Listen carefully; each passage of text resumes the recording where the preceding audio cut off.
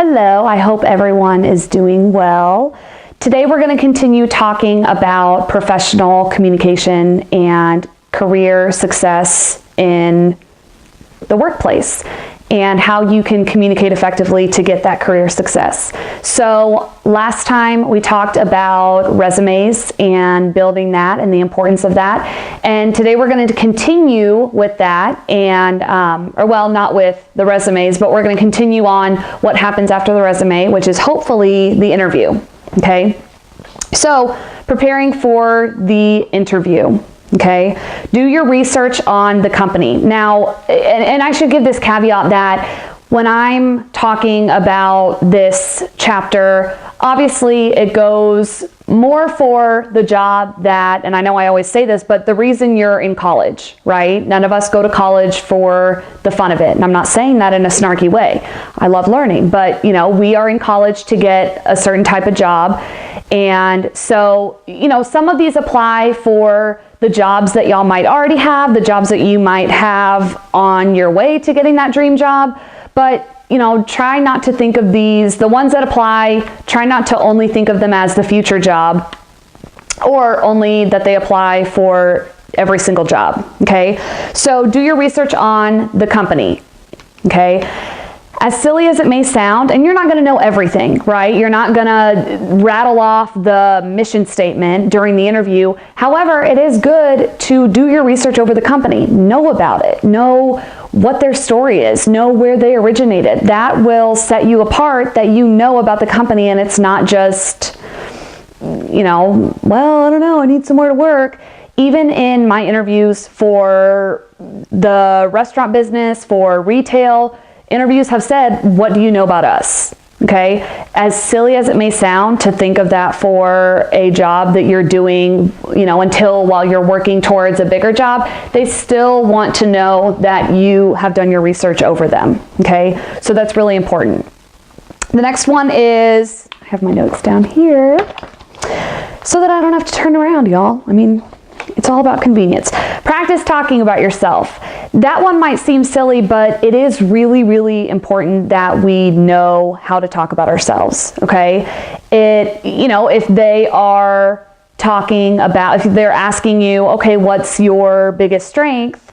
And you say, well, I eat healthy. It sounds silly, but even in the movie Miss Congeniality, if y'all have seen that movie, there's a part where one of the girls, they say, describe your perfect date. And she says, April 27th, because it's not too hot, not too cold. All you need is a light jacket.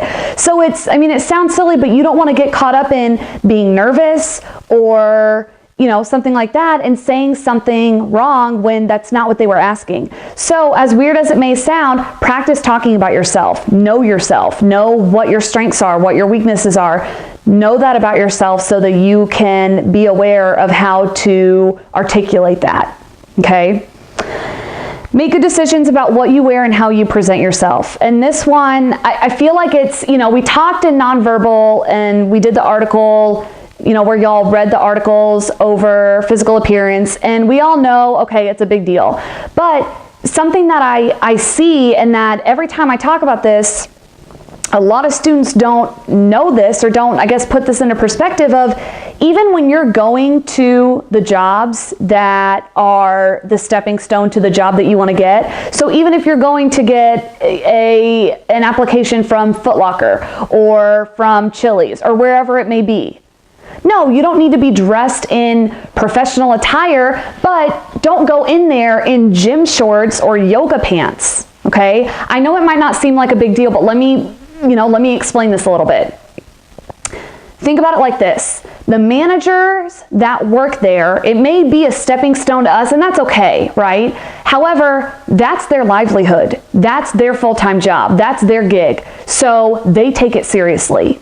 And they want people that come in and that work for them to take it seriously. No, they might not expect you to make a career out of it like they have, but they expect you to respect it. Okay, so going in, and I see it. I hear my managers at Vineyard Vines that, people come in and so Vineyard Vines that I work at is in a mall. Okay, so some kids come in and they're with a friend.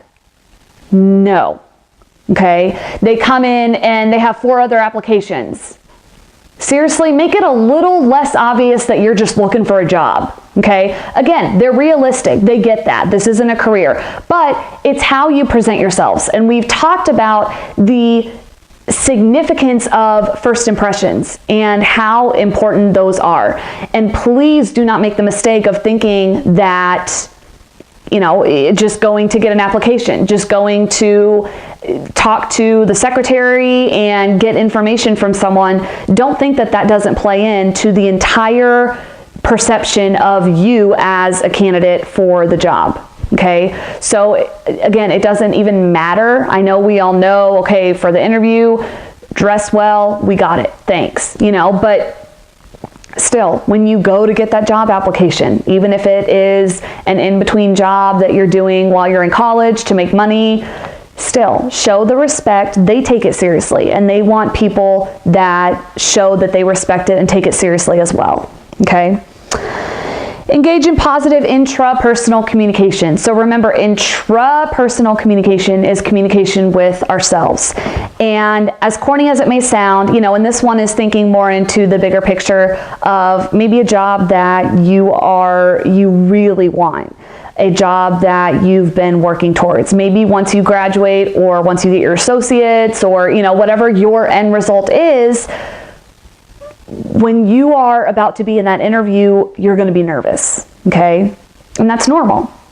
But be sure that you engage in positive intrapersonal communication, that you are reminding yourself, I can do this. This will be fine, okay? I am qualified for the job, stuff like that. So again, I know it sounds corny, but you want to build yourself up, because as much as we might think we can fake it, we can tell. Our communication is impacted by how we think. So you don't want to go in there already defeated and they say, well, we liked them on paper. We were excited to interview them, but through the interview, it just flopped. I don't know if they have all the qualifications, but I don't think they think they're ready to do this job or able to do this job. Okay. And then the next one, my favorite, be early. Okay, I know that's the theme of my whole class, but it really is important. And I know that y'all know that, and we pick and choose what we make a priority, but it is incredibly important to be early. You might not want to be, more than 30 minutes early, more than 20 minutes early, because it can come off as rude potentially. Everyone's different. That's the thing. Everyone is completely different with how they, they might be impressed that you're really early, but it might come off as rude of them, thinking, okay, well, our interview's at 2, so I will, it's 1:15. Why our interview is until 2? I'm not going to be able to meet with them until 2.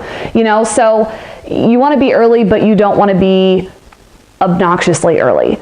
Okay, account for traffic. When I had to take the GRE for graduate school, and the application said that you have to get there by a certain time or else you might not be able to take the test. Y'all, the test was $200. So, I know I live like a very lavish lifestyle, but that's a lot of money, and I didn't want to have to pay that amount to take the test again because I was late. So you better believe I left obnoxiously early. I'd rather chill in my car and waste time looking at Instagram or Facebook or something than to worry about being late. There is no excuse to be late. Traffic happens. We all know traffic happens, but at the same time, yes, there are certain things out of our control.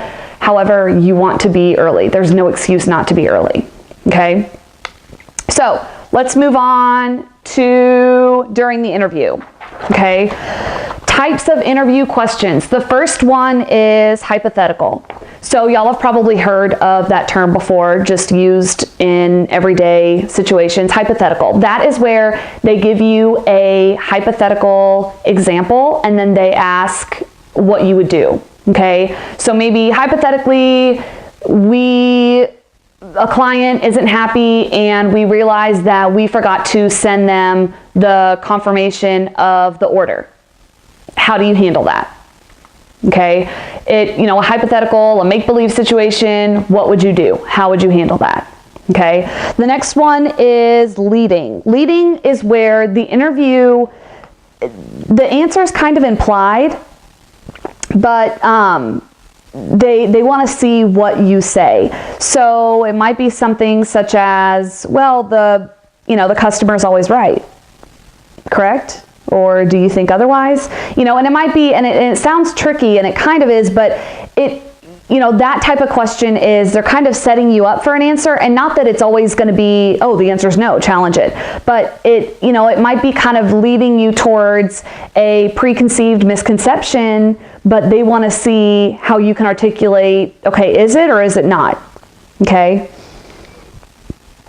And then probing is where they follow up another question asking for further explanation or clarification. So let's say they ask you about your past work experience or something, and they might say, okay, so you said you were the coordinator of all the volunteers for that program. What did that entail? Can you clarify what that entailed? Okay, so that's a probing question. During the interview, the next one, as you can see, is be smart about your answers. So I guarantee you that you will be asked, what is something that you would like to work on? What is something, what do you think your biggest weakness is? So this one's tricky because you don't want to say nothing, right? You don't want to be like, you're welcome. There's nothing, no, then they're gonna be like, okay, you're annoying, get out, okay? But you don't want to be too honest. Now, I'm not saying to lie, honestly, I'm not. But there's a way to answer that, right? You don't say, well, I'm always late, I can't get anything done, I hate working with others, I just, authority isn't my friend, so yeah, probably those. Okay, thank you. We will be in contact with you, So you want to almost spin it as, yes, you want to be honest and give something that is your weakness, and you want to be truthful with that, okay?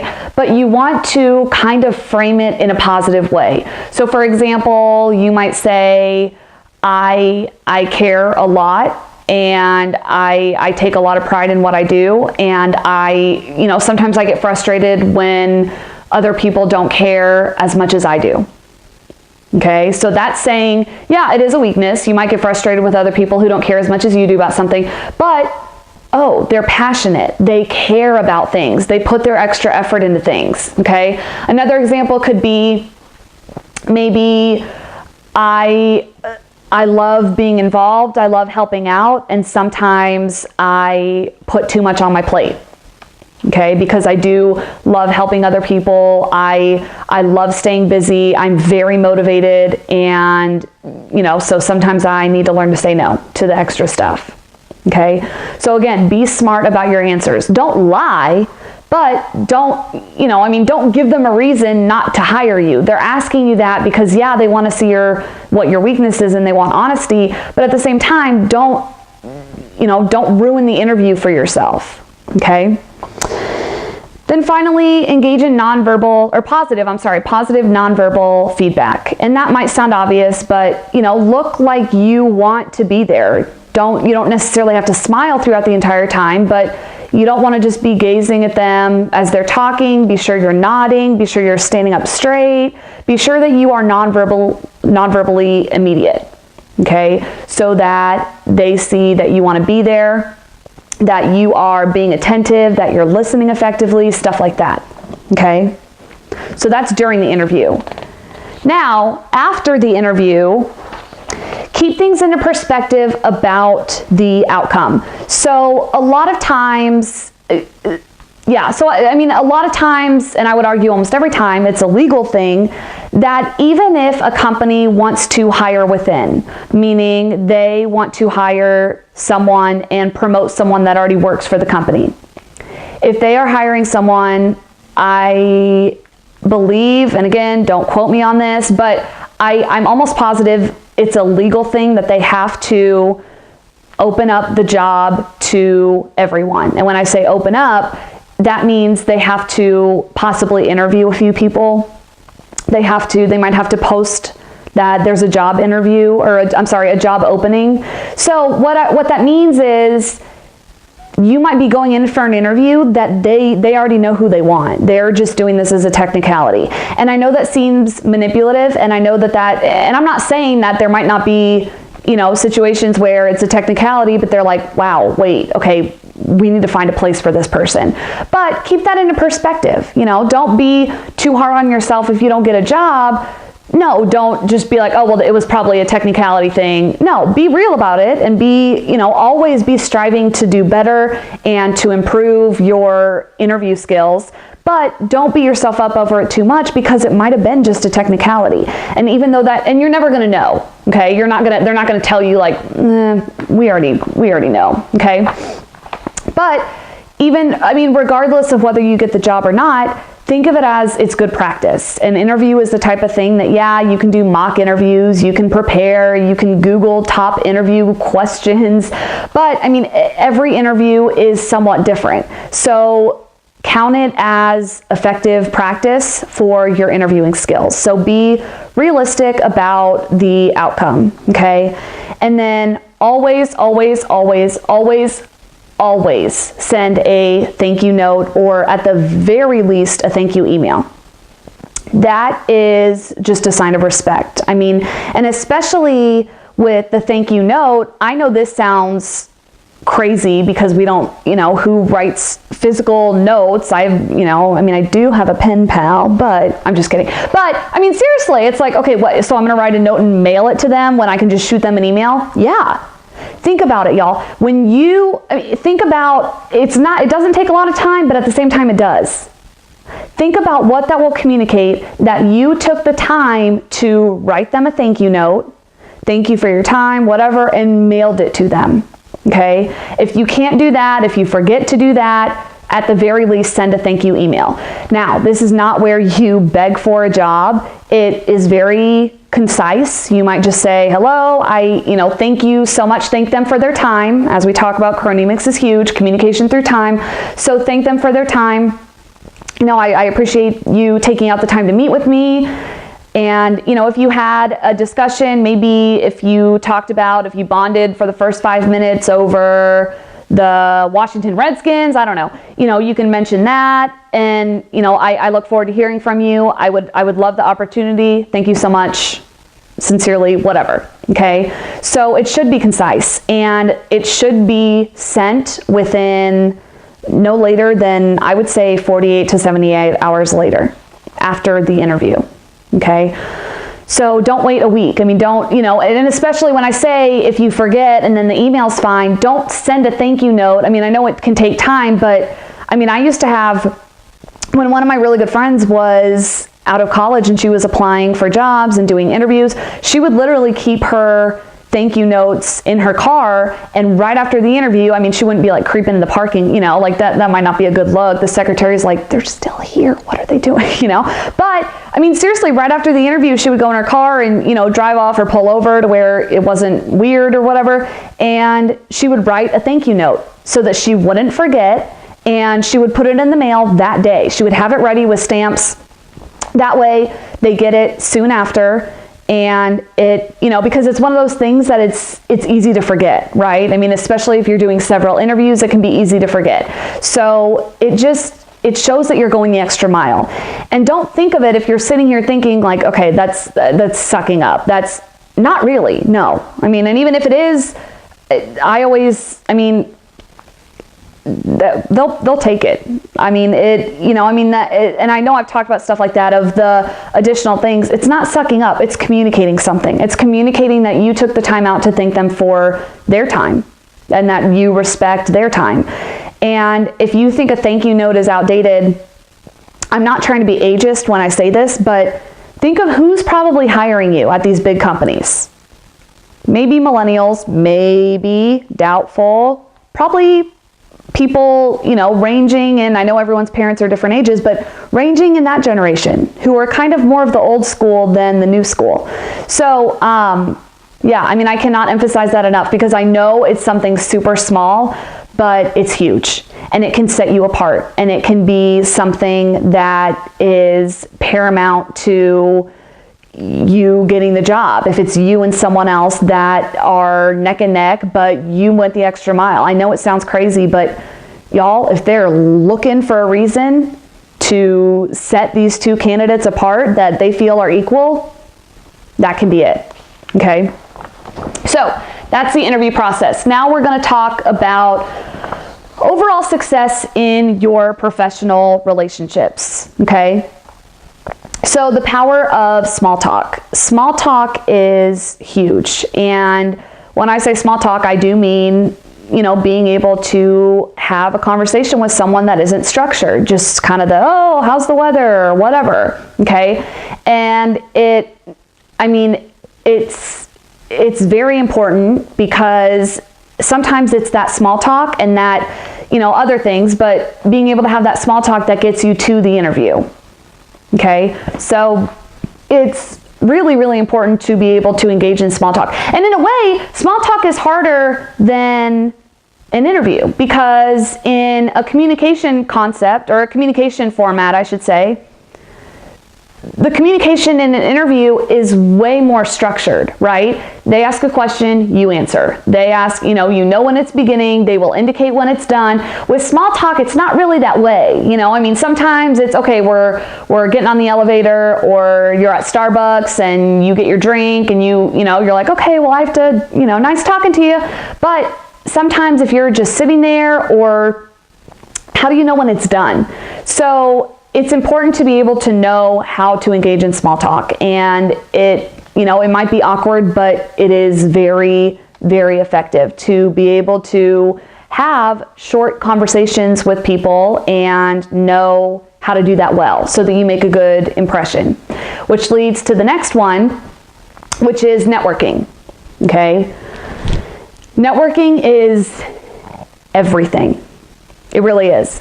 It is so important, and that comes with small talk. It's so important to be able to network yourself and to be aware of your professional networks that you have with other people. So with networking, that is, it's kind of it's not what you know, but who you know. And it sucks when you don't know someone, but it's nice when you do. They might get your foot in the door. Okay, they might be able to give you more information, and that's a part of why I'm having you do the professional networking interview, because you want to build those networks, whether it's an old friend from high school, whether it is, it doesn't matter.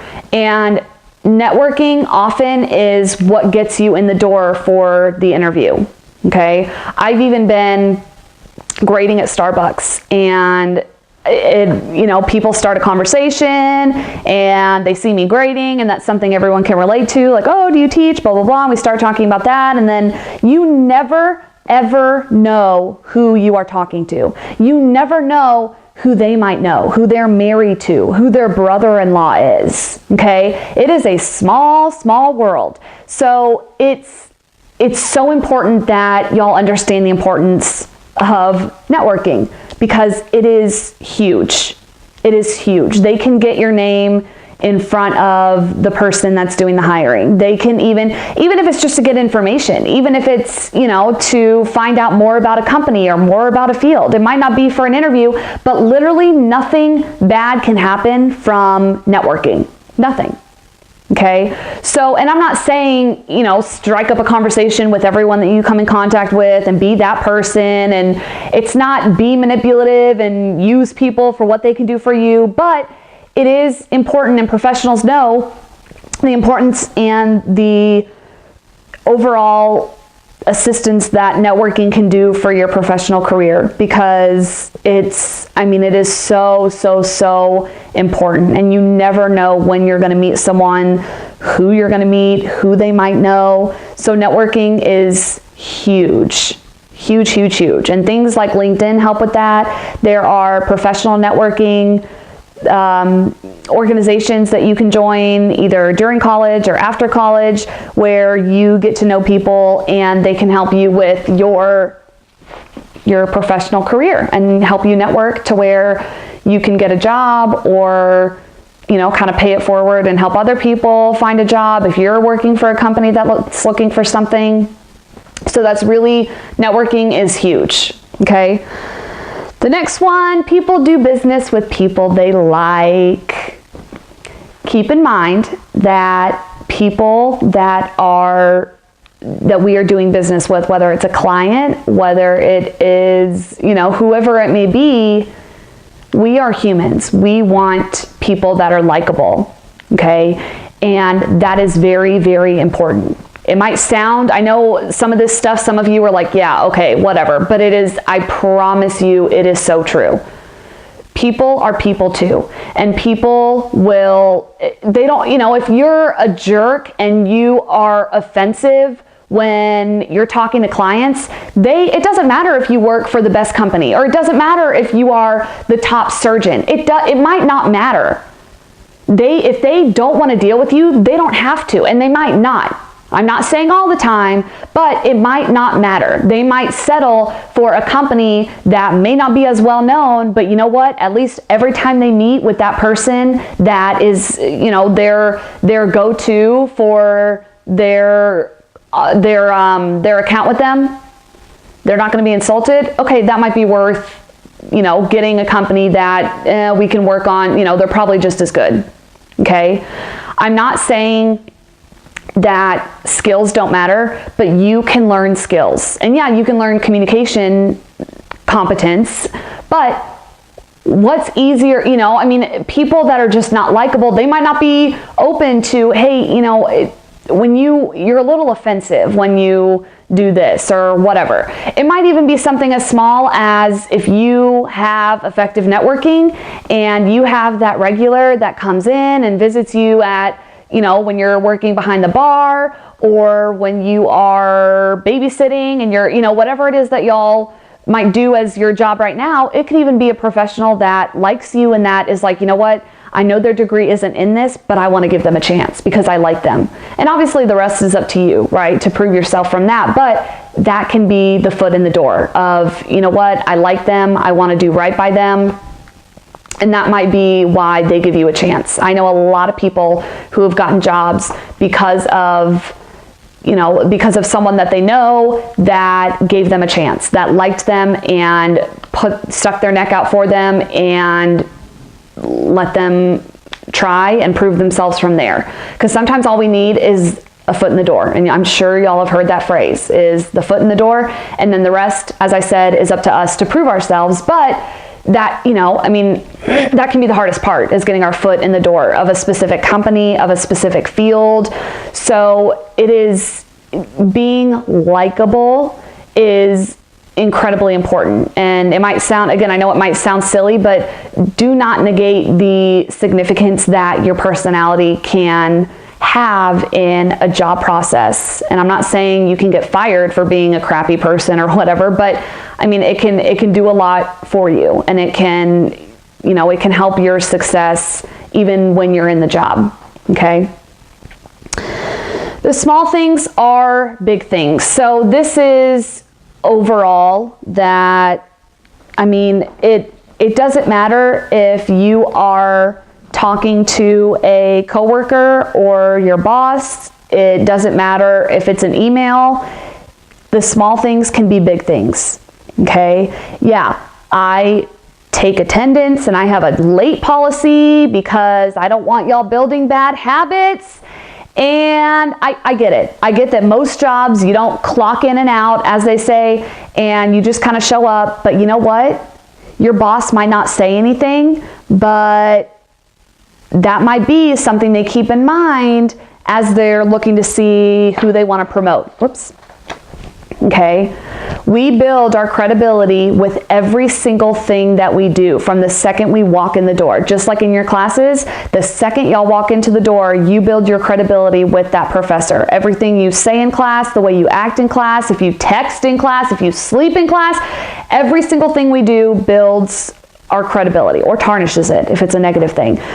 So do not negate the small things that can build up and either work for us or against us. And, it might not seem like a big deal, but it is a big deal. I forget if I told you this, but even with my boyfriend Taylor's company, I remember him telling me, it was a Friday afternoon, and he and another guy were the only ones there, and everybody had kind of left early or whatever.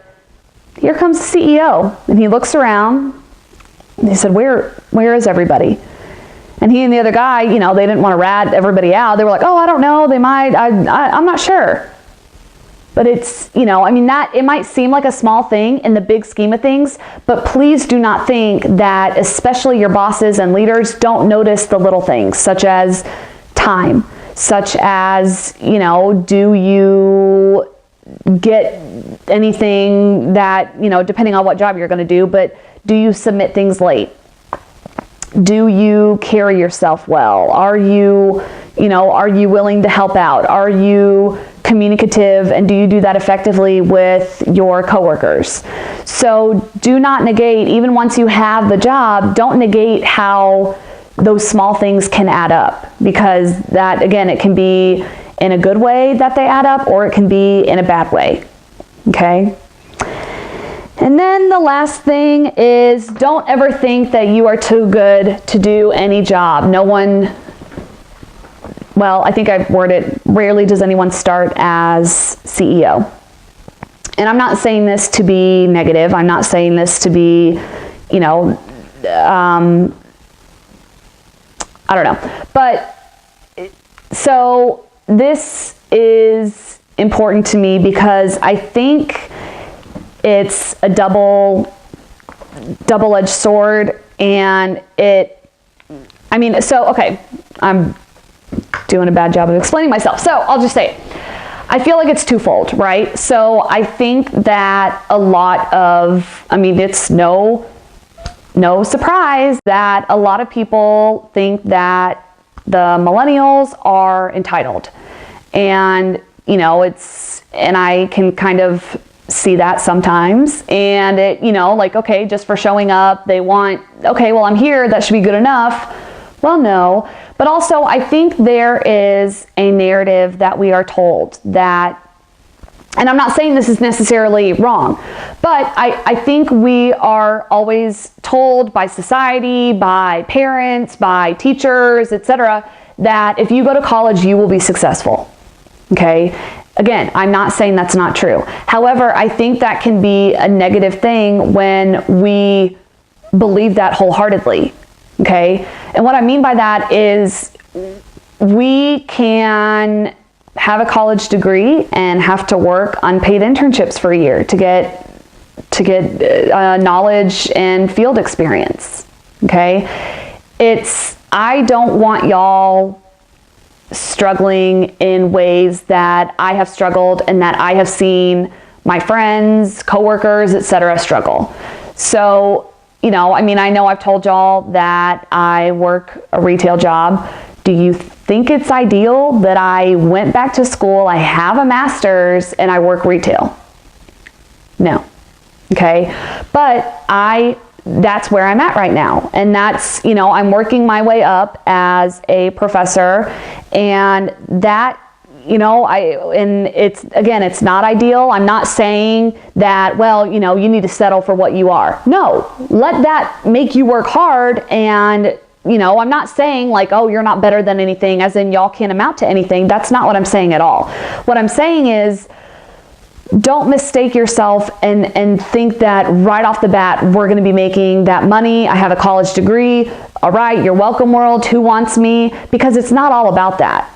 Okay? It's not, the degree, yes, is very important. However, depending on what you're going to do, it might not be the biggest thing. And especially with education becoming so prominent and so common, it's, the college degree, the bachelor's degree is becoming the new associate's degree. And then an associate's degree is like, okay.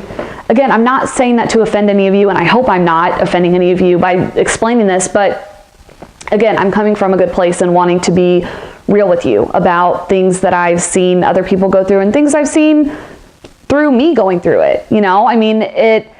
Different fields have different levels of success that you can reach, and in most fields, you have to work your way up. That might be working an internship. That might be having a paid internship. That might be, being an assistant, whatever it may be. If you're going to be in the medical field, I promise you're going to start by working nights. And so we have to kind of humble ourselves. And even if it's a situational thing, don't think that we're too good to work our way up.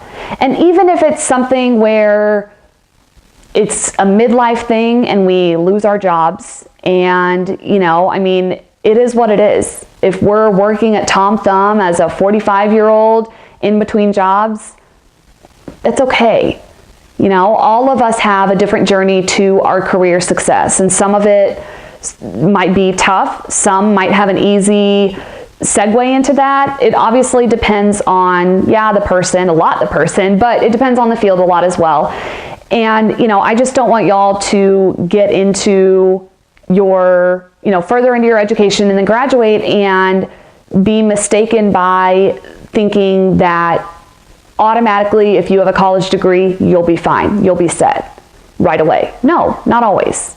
I'm not saying you won't, but it might take a while to find a job. It might take a while to figure out, okay, what do I want to do with this degree? Are they hiring? Okay. And you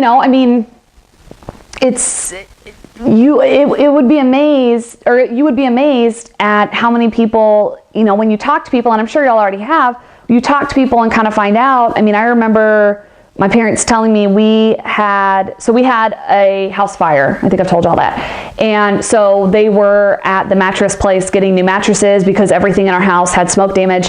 And they started talking to, it was a male, the guy that was selling their mattress. And he had a PhD in anthropology. Okay. And he was selling mattresses because he couldn't find a job. And that can happen. And again, I'm not saying that's your life, that's what you're going to do, but it's people working in restaurants and kind of, working their way up in the business that they're in and the field that they're in is common, and you want to be ready for that. Don't think that you're too good for a job. You can be situationally okay, in the long term, I don't want to do this forever, but it doesn't matter if you're working at Walmart, if you're working for Google, it doesn't matter the range.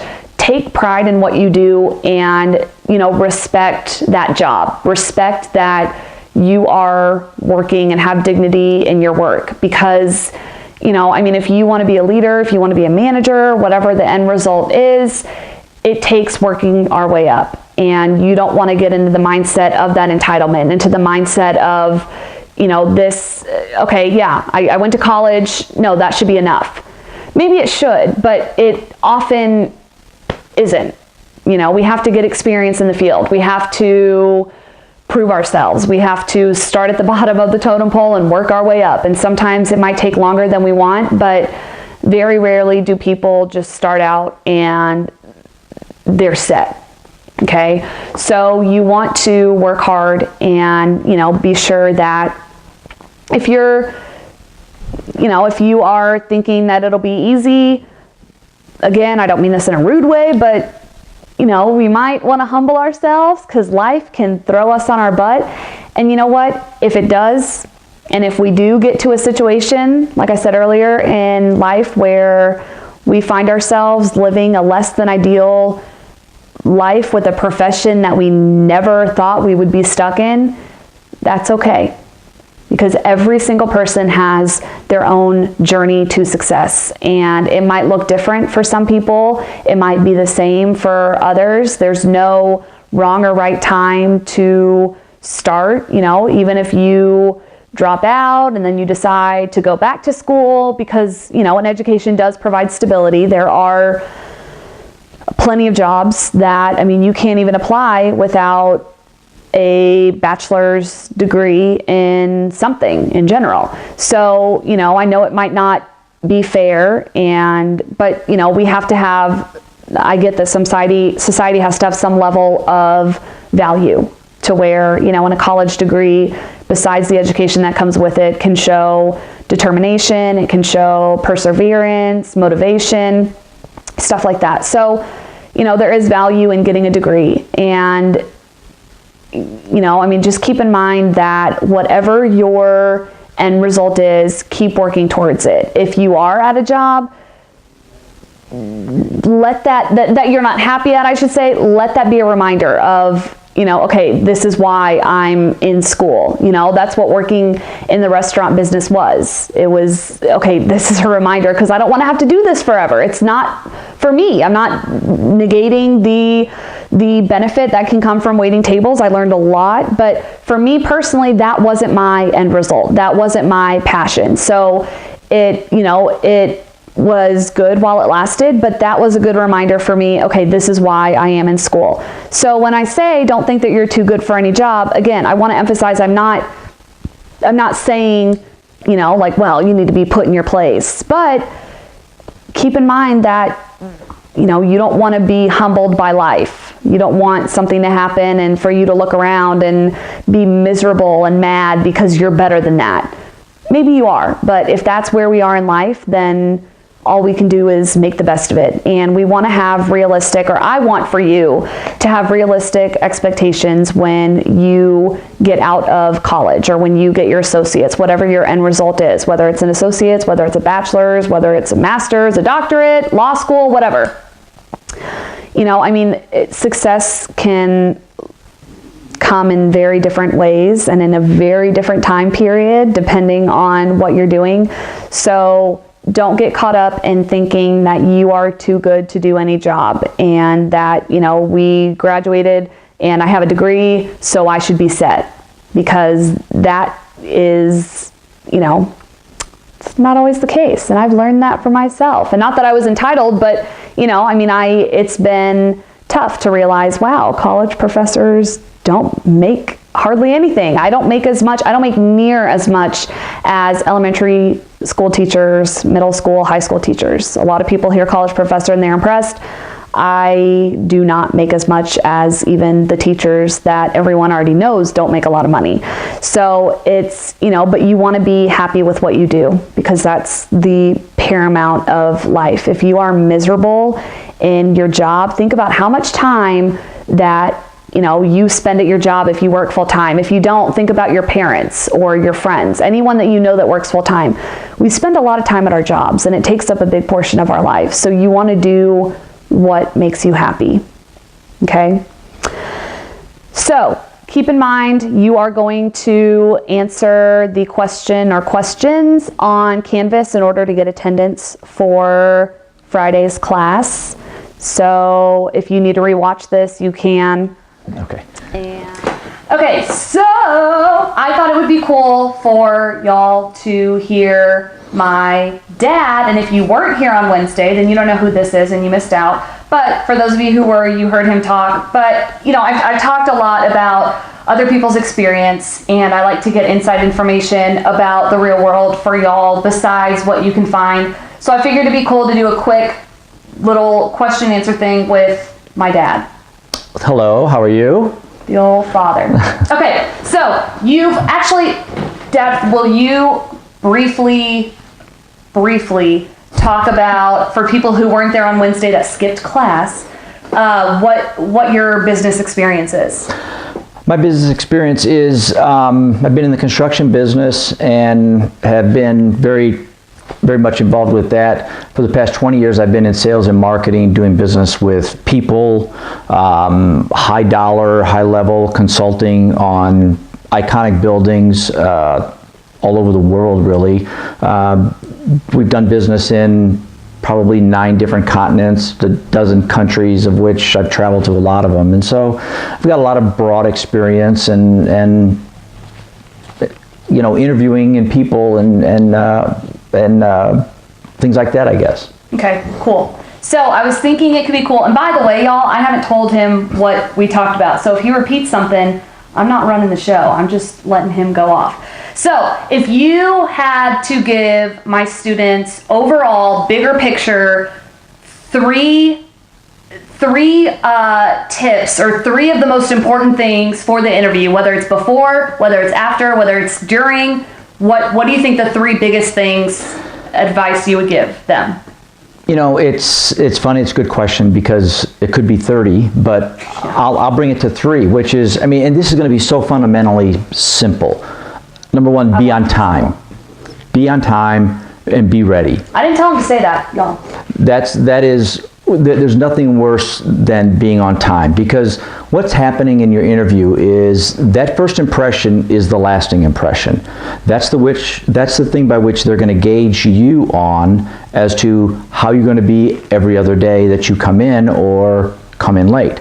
So number 1, be on time. Number 2, have a great first impression. You've heard the whole adage of you only get a one time to make a first impression. And there's so much that's balled into that first impression. How you look, how you act, how you're dressed. And being dressed, what comes to mind is dress for the part. If you're going to work as a sales guy somewhere, then look like that salesperson. If you're going to work on a construction site, you're probably not going to want to wear a 3-piece suit. So you kind of work or dress for the position you have. That first impression involves things like a good handshake, looking them in the eye, a smile. People judge you within about 4 to 7 seconds of when they see you. So everything you do, you want positive, positive, positive. The third thing is, and I'm going to make the assumption that a lot of you are young, understand what the person who's interviewing is looking for. A lot of times I hear people say, well, I have no experience, so I don't know how to get a job. You have life experience and you have what are called transferable skills.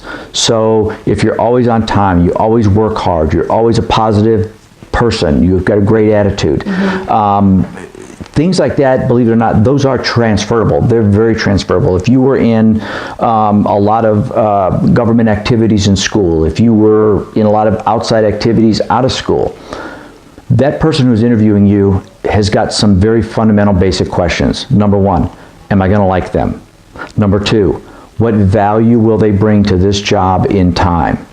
And number 3, they just want to know, can you be productive and are they teachable? So a lot of those transferable skills are very important. I think I had 2 of them, but I added some subsets to them. No, that was good, because I think it helps for them to hear the importance of being on time. But also something I thought about that, and kind of going off, I won't take much time, but so I feel like we all know to dress nice, but even little things such as, okay, are your clothes ironed? That can say more than what you're saying. Or, is there a stain and, we tried to cover it up. So I don't know, I think it's all of that too. That that we don't think about until someone puts it in perspective, and it's like, oh, yeah, like it might not seem like a big deal to iron your clothes or whatever, but that still communicates something. You can have on a 3-piece suit, but they look like you just got them out of the bottom of your laundry basket, and yeah. Exactly, and a lot of it has to do with the entire package. Okay, so if you've got, and this happens, I've done this, I got one leg that wasn't ironed and everything else is ironed and looks good and the hair's fine and all that other stuff. It's easy to look and go, oh, somebody forgot to iron their clothes or their pant leg. Or if the shirt, if the collar's sticking up and the yoke of the shirt is sticking out and things don't match real well. Again, it's the whole package and the brand that you bring, the message you're sending based on how you're dressed and where you are. Now, to say that how you dress and so forth is bad based on how you are is really irrelevant, because if you were going to work at a skate shop, okay, which I think skate shops are really cool, but having a ripped up t-shirt and blue jeans that are like 2 sizes too small and really skin tight, that's a good thing. Going to work for another job somewhere else, that's not the brand, that's not what they're looking for. Yeah, so that's true. So what about you, because I've always grown up with you saying people do business with people they like, and you inspired me to put that in this, and I said some stuff about that to them in the lecture, but what else, how do you see that in the bigger picture? Because I feel like that might off the bat, okay, whatever, no, people want the best person at the job, but how have you seen that transpire? I have seen it like over and over again, where we've interviewed people that are really experienced and they're really educated, and they come in and you look at them on paper and you say, this guy, this girl, they're going to kill it. Look at, they've got this experience, this experience, this experience. They come in and short of putting their feet up on the desk and saying, when do we take a break? They just blow it because it's like, dude, I don't know who you are or where you come from, but this is not that kind of job. Yeah. We need to be able to almost be in a relationship. And I use a lot of puns like, you have to say, can we be married for 8 or 10 hours a day? And that's really truly what that employer is asking. Yeah, I did talk about that, of how, it's funny you bring that up, because I did talk about how, like you are at work for so much time. Oh, absolutely. When you're working a full-time job, it's, even if you don't like the people, you're around them. You have to deal with them. So Right. Sorry to interrupt you, but yeah. But it makes a lot of sense, because when people see that first impression, they're going to project, okay, there's an issue, there's a problem, there's a crisis. How are they going to act in that situation? And if you come in all cocky and arrogant, like, I've done it all, I've got all the experience, okay, you're not presenting yourself as a likable person. Mm-hmm. Conversely, you don't want to come in as a doormat going, oh my gosh, I love everybody, everybody's great and wonderful, and please love me. I mean, you have to be able to have that balance of what you can do, what you bring, and that you are likable, and that you are a team player, and that you can work with people, and that you are, and I've read this, and it's really, I read this a long time ago, and it's amazing how important it is that in people who are hiring, they say, I want consistency.